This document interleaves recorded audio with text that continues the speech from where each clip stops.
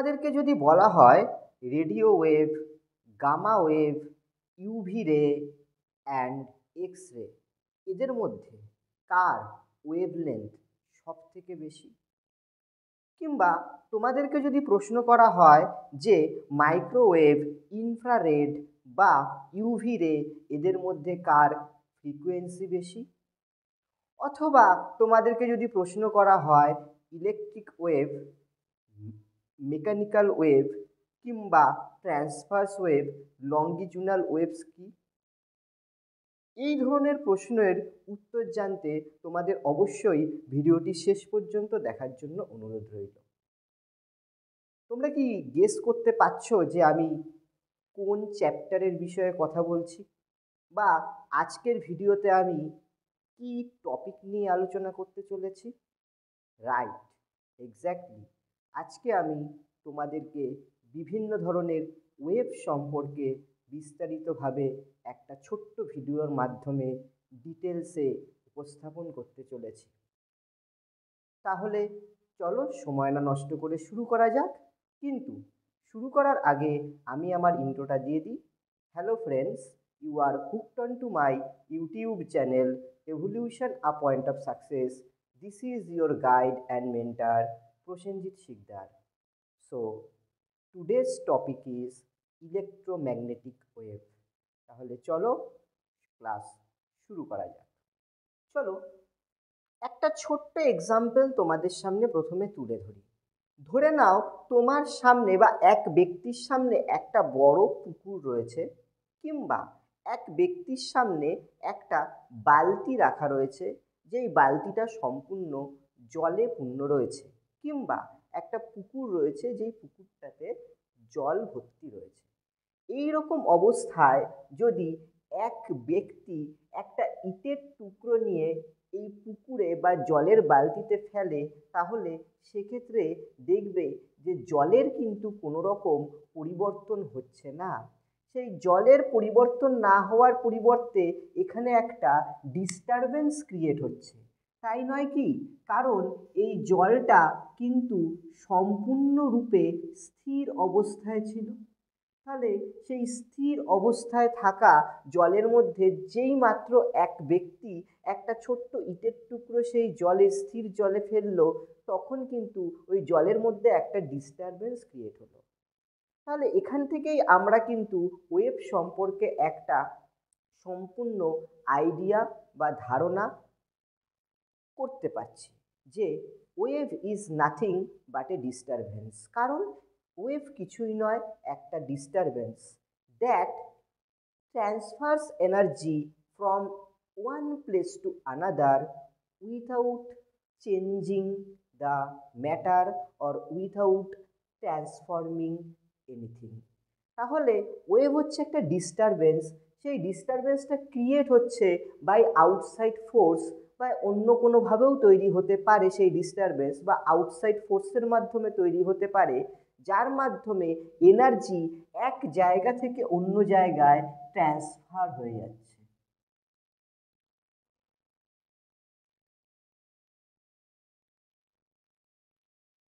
তাহলে এই যে transfer of energy from one place to another is named as wave. তাহলে এবার আমরা এই ওয়েভের ক্লাসিফিকেশান জানবো এবং ডেফিনিশন জানবো।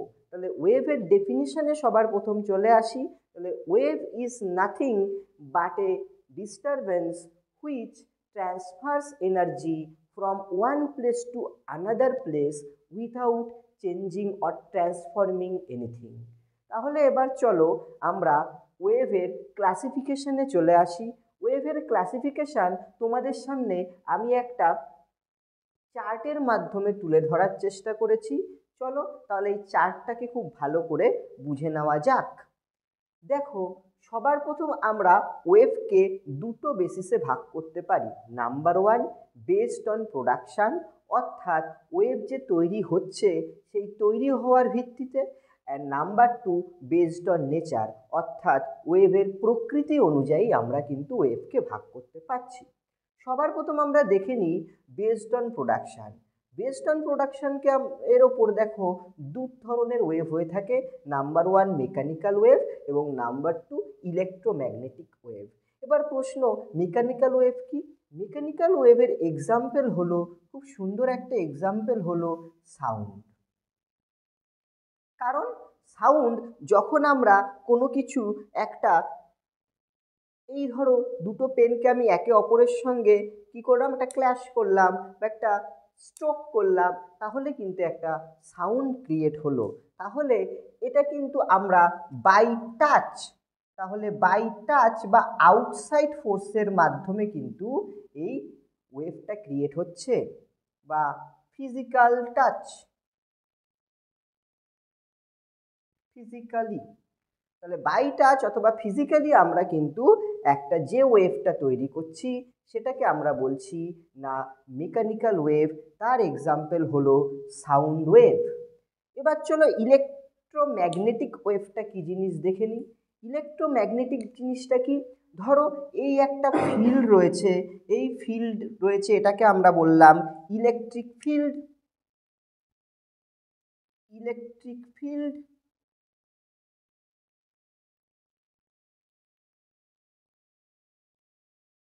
আর একটা ধরো আমাদের ফিল্ড রয়েছে, এই ফিল্ডটার নাম ধরো দিলাম ম্যাগনেটিক ফিল্ড, ম্যাগনেটিক ফিল্ড। তাহলে এই ইলেকট্রিক ফিল্ড এবং ম্যাগনেটিক ফিল্ড যখন একে অপরের সঙ্গে এইভাবে 90 ডিগ্রি অ্যাঙ্গেল তৈরি করবে এবং তার ফলে যে ওয়েভ তৈরি হবে তাকে বলবো আমরা electromagnetic wave. For example light wave. তাহলে দেখতে পাচ্ছ যে মেকানিক্যাল ওয়েভের ক্ষেত্রে একটা আউটসাইড ফোর্সের প্রয়োজন বা ফিজিক্যাল টাচের প্রয়োজন, কিন্তু ইলেকট্রোম্যাগনেটিক ওয়েভের ক্ষেত্রে আমাদের দুটো ফিল্ডের প্রয়োজন, একটা ইলেকট্রিক ফিল্ড এবং একটা ম্যাগনেটিক ফিল্ড।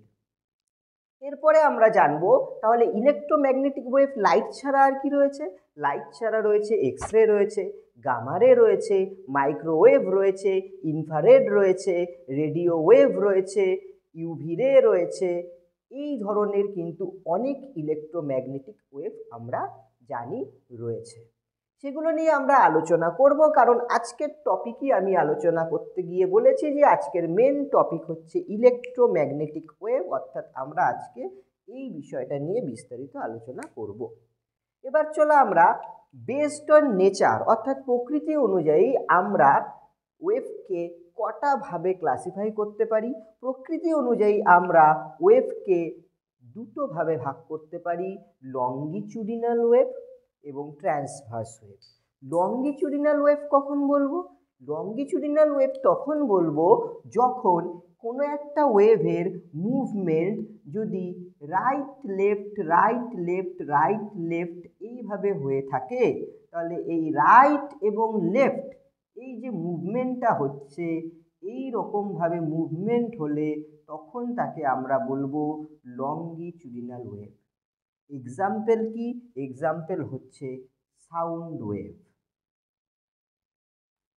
তাহলে তোমাদের পরীক্ষায় প্রশ্ন আসতেই পারে যে সাউন্ড কি ধরনের ওয়েভ? না সাউন্ড হচ্ছে একটা মেকানিক্যাল ওয়েভ প্লাস একটা লঙ্গিচুডিনাল ওয়েভ, কারণ এর মুভমেন্টটা লেফট টু রাইট হয়ে থাকে বা রাইট টু লেফট হয়ে থাকে। এই লেফট রাইট মুভমেন্ট হলে তখন আমরা তাকে লঙ্গিচুডিনাল ওয়েভ বলবো। এবার চলো নেক্সট ট্রান্সভার্স ওয়েভ কি জেনে নেওয়া যাক। ট্রান্সভার্স ওয়েভ হচ্ছে সেই ওয়েভগুলো যে ওয়েভের মুভমেন্টটা সবসময় up down up down up down এভাবে হতে পারে। আপ ডাউন এইভাবে যখন মুভমেন্ট হবে তখন তাকে আমরা বলবো transverse wave. For example, example হচ্ছে লাইট। তাহলে এর সঙ্গে আমরা দুটো প্রশ্ন কিন্তু দেখতে পাচ্ছি যে লাইট হচ্ছে একদিকে ইলেকট্রোম্যাগনেটিক ওয়েভ, অন্যদিকে ট্রান্সভার্স ওয়েভ। আবার ঠিক একই রকমভাবে দেখতে পাচ্ছি যে সাউন্ড হচ্ছে আমাদের mechanical wave plus longitudinal wave. আশা করছি তোমাদের এই চার্টটা পুরো কম্প্যাক্ট বুঝতে পেরেছো। এবার আমি বেশ কিছু জিনিস নিয়ে আলোচনা করব এবং সেটা সম্পূর্ণভাবে আমরা ইলেকট্রোম্যাগনেটিক ওয়েভ নিয়ে আলোচনা করব। ইলেকট্রোম্যাগনেটিক ওয়েভ থেকে কি কি ধরনের প্রশ্ন আসে সেগুলো জেনে নেব। এর পাশাপাশি আমরা কত ধরনের ইলেকট্রোম্যাগনেটিক ওয়েভ আছে সেগুলো দেখব এবং তাদের ওয়েভলেন্থ এবং এনার্জি, ফ্রিকোয়েন্সি অর্থাৎ কম্পাঙ্ক কিংবা তরঙ্গদৈর্ঘ্য কার কীরকম এই বিষয়ে আমরা জানব। তাহলে চলো দেখে নেওয়া যাক। চলো এবার কিছু ইম্পর্টেন্ট ইনফরমেশন দিয়ে শুরু করি। Sound wave is mechanical and longitudinal wave, যেটা অলরেডি তোমাদেরকে বলেছি, সেটাই আমি এখানে নোট ডাউন করেছি যে sound wave is mechanical and longitudinal wave. Light wave is electromagnetic and transverse wave. Light wave is electromagnetic and transverse wave. Point to be remember, তোমাদের এখানে অনেক সময় কনফিউজড হয়ে যেতে পারো যে লাইট ওয়েভ কি ওয়েভ, যে এটা লঙ্গিচুডিনাল ওয়েভ না transverse wave. Very very important, তোমরা এটা নোট করে নিতে পারো। দেখো লাইটের এন্ড কি হচ্ছে T, T for transverse wave, T for transverse wave. তাহলে কিন্তু তোমরা জীবনেও ভুলতে চাইলেও ভুলতে পারবে না, কারণ light ends with T and T for transverse wave, T for transverse wave. তাহলে এটা কিন্তু আমরা ইজিলি রিমেম্বার করতে পারবো, কারণ আমরা অনেক সময় কনফিউজড হয়ে যাই, বিশেষত যখন আমরা পরীক্ষার হলে বসি। এবার আমরা একটা বিভিন্ন ধরনের ওয়েভের একটা লিস্ট এখানে তোমাদের সামনে প্রেজেন্ট করেছি। এই লিস্টটা ওয়েভলেন্থের ইনক্রিজিং অর্ডারে রয়েছে। দেখো ওয়েভলেন্থের এটা ইনক্রিজিং অর্ডারে কিন্তু এটা আমি প্রেজেন্ট করেছি। তাহলে এটা একটা ইনক্রিজিং অর্ডারে প্রেজেন্টেশন করছি, ঠিক আছে।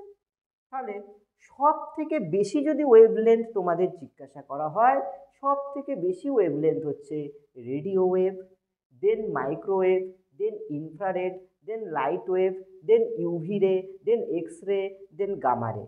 এবং মনে রাখবে তাহলে সব থেকে বেশি ওয়েভলেন্থ কার, সব থেকে বেশি ওয়েভলেন্থ বা তরঙ্গ দৈর্ঘ্য হচ্ছে রেডিও ওয়েভ। সব থেকে কম তরঙ্গ দৈর্ঘ্য বা ওয়েভলেন্থ কার, সেটা হচ্ছে গামা রে। পয়েন্ট টু বি রিমেম্বার, এই যে ওয়েভলেন্থ এবং ফ্রিকোয়েন্সির একটা ব্যস্তানুপাতিক সম্পর্ক রয়েছে। অর্থাৎ ওয়েভলেন্থ এবং ফ্রিকোয়েন্সি এরা হচ্ছে একে অপরের শত্রু। অর্থাৎ যার ওয়েভলেন্থ বেশি তার ফ্রিকোয়েন্সি কম। তাহলে সব থেকে কম ফ্রিকোয়েন্সি কার, সব থেকে কম ফ্রিকোয়েন্সি হচ্ছে রেডিও ওয়েভ।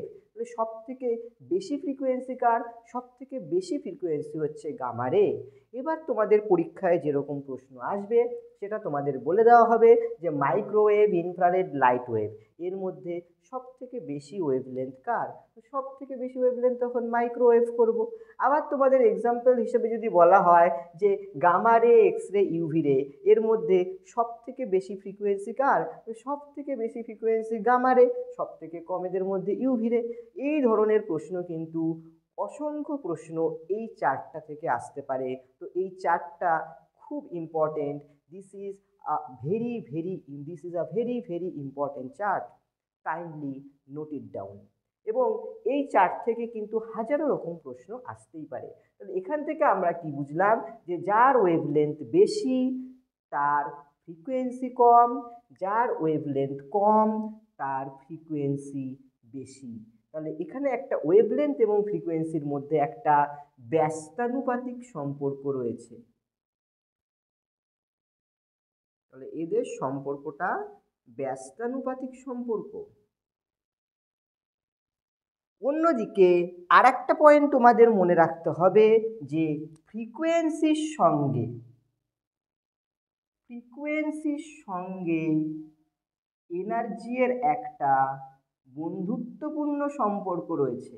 অর্থাৎ যার ফ্রিকোয়েন্সি বেশি তার এনার্জি বেশি, এবং তাহলে আমরা ফ্রিকোয়েন্সির সঙ্গে যেরকম ওয়েভলেন্থের ব্যস্তানুপাতিক সম্পর্ক, ঠিক একই রকমভাবে ওয়েভলেন্থের সঙ্গে কিন্তু এনার্জিরও একটা ব্যস্তানুপাতিক সম্পর্ক রয়েছে।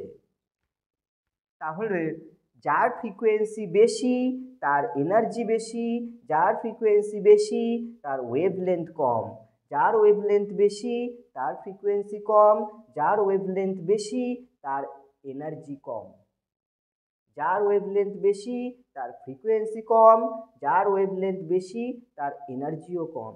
তাহলে এনার্জি এবং ফ্রিকোয়েন্সি এদের মধ্যে একটা সুসম্পর্ক আছে, বন্ধুত্বের সম্পর্ক আছে, অর্থাৎ এরা একে অপরের বন্ধু, কিন্তু ওয়েভলেন্থ এবং ফ্রিকোয়েন্সি এরা একে অপরের শত্রু। তো ওয়েভলেন্থ যদি বেশি হয় তাহলে ফ্রিকোয়েন্সি তার হবে কম, ওয়েভলেন্থ যদি কম হয় তাহলে ফ্রিকোয়েন্সি বা এনার্জিও হবে বেশি। অর্থাৎ এদের ওয়েভলেন্থের সঙ্গে ফ্রিকোয়েন্সি এবং এনার্জির একটা ব্যস্তানুপাতিক সম্পর্ক, একটা কম হলে অন্যটা বেশি, অন্যদিকে ফ্রিকোয়েন্সি এবং এনার্জির মধ্যে একটা সমানুপাতিক সম্পর্ক। আশা করছি কনসেপ্টটা ক্লিয়ার হয়েছে। এবার এই লাইট ওয়েভটাকে দেখো আমি তোমাদের সামনে আলাদাভাবে প্রেজেন্ট করেছি। এই লাইট ওয়েভটা প্রেজেন্ট করার আলাদাভাবে কারণ রয়েছে, কারণ তোমাদের পরীক্ষায় জেনারেলি একটা প্রশ্ন আসে যে সব থেকে বেশি ওয়েভলেন্থ বা তরঙ্গ দৈর্ঘ্য কোন রঙের হয়ে থাকে, বা সব থেকে কম তরঙ্গ দৈর্ঘ্য কোন আলোর হয়ে থাকে, বা সব থেকে কম এনার্জি শক্তি কোন আলোর হয়ে থাকে, সবথেকে বেশি শক্তি কোন আলোর হয়ে থাকে, আবার সবথেকে কম শক্তি কোন আলোর হয়ে থাকে এবং সবথেকে বেশি শক্তি কার হয়ে থাকে, সবথেকে কম ওয়েভলেন্থ বা তরঙ্গ দৈর্ঘ্য, সবথেকে বেশি ওয়েভলেন্থ বা তরঙ্গ দৈর্ঘ্য। এই তরঙ্গ দৈর্ঘ্যটা বোঝানোর ক্ষেত্রে আমি একটা চার্ট ইউজ করেছি। চার্টটার শর্ট ফর্ম হচ্ছে ভিভ-জিওর, যেটা ইংলিশে V for violet, I for indigo, B for blue, G for green, Y for yellow, O for orange and R for red। তাহলে রেড হচ্ছে সব থেকে বেশি কিন্তু আমাদের তরঙ্গ দৈর্ঘ্য, সব থেকে বেশি হচ্ছে রেড এবং সব থেকে কম হচ্ছে আমাদের ভায়োলেট। তাহলে আমরা দেখো এই চার্টটা ডিক্রিজিং অর্ডার, অর্থাৎ এই দিকে ফলো করলে ডিক্রিজ হচ্ছে ওয়েভলেন্থ এবং এই দিকে গেলে সেটা ইনক্রিজ হচ্ছে ওয়েভলেন্থ। তো সেটা এখানেও প্রেজেন্টেশন একই রকমভাবে করা হয়েছে। বাংলাতে আমরা শর্ট ট্রিকের মাধ্যমে মনে রাখবো, যেটা তোমরা অনেকেই জানো, বেনি আ সহকলা, অর্থাৎ বেগুনি, নীল, আকাশি বা আসমানি, সবুজ, হলুদ, কমলা এবং লাল। ইংলিশে V for violet, I for indigo, B for blue, G for green, Y for yellow, O for orange and R for red। তবে তরঙ্গ দৈর্ঘ্য সব থেকে বেশি কি আছে? তরঙ্গ দৈর্ঘ্য সব থেকে বেশি রেড, তরঙ্গ দৈর্ঘ্য সব থেকে কম রয়েছে ভায়োলেট। তাহলে রেড, ভায়োলেট। তাহলে এই চার্টের মাধ্যমে কিন্তু অসংখ্য প্রশ্ন আসতে পারে এবং এই চার্টটা ভালো করে স্টাডি করলে কিন্তু তোমরা পরীক্ষায় অনেক প্রশ্নই কমন পাবে। এবার চলো আমরা বেশ কিছু ইম্পর্টেন্ট ইনফরমেশান এই ইলেকট্রোম্যাগনেটিক ওয়েভ থেকে জেনে নিই। Number 1, microwave is used for telecommunication, অর্থাৎ টেলিকমিউনিকেশনের ক্ষেত্রে আমরা মাইক্রোওয়েভ ব্যবহার করে থাকি। গামা রে ইজ দ্য মোস্ট ডেঞ্জারাস, এতগুলো রের মধ্যে সব থেকে ডেঞ্জার হচ্ছে কি গামা রে। কারণ কি দেখো তোমরা নিজেরাই ফলো করো, গামা রের ওয়েভলেন্থ সব থেকে কম, তাই গামা রের কিন্তু ওয়েভলেন্থ কম থাকার জন্য এর ফ্রিকোয়েন্সি আবার কি, গামা রের ফ্রিকোয়েন্সি বেশি, ওয়েভলেন্থ কম। তাহলে ফ্রিকোয়েন্সি বেশি থাকার জন্য কিন্তু গামা রে is the most dangerous. Next point, radar. এই র্যাডারটা ভেরি ভেরি ইম্পর্টেন্ট, এটা পরীক্ষায় কিন্তু ফুল ফর্ম মাঝে মধ্যেই আসে। র্যাডারের ফুল ফর্ম কি? Radio detection and ranging. এটা কি করতে ব্যবহৃত হয়?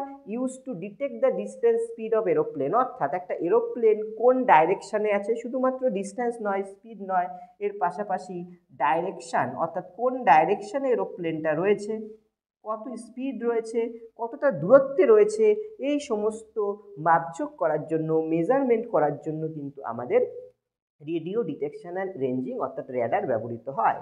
নেক্সট হচ্ছে ইনফ্রারেড। Next infrared.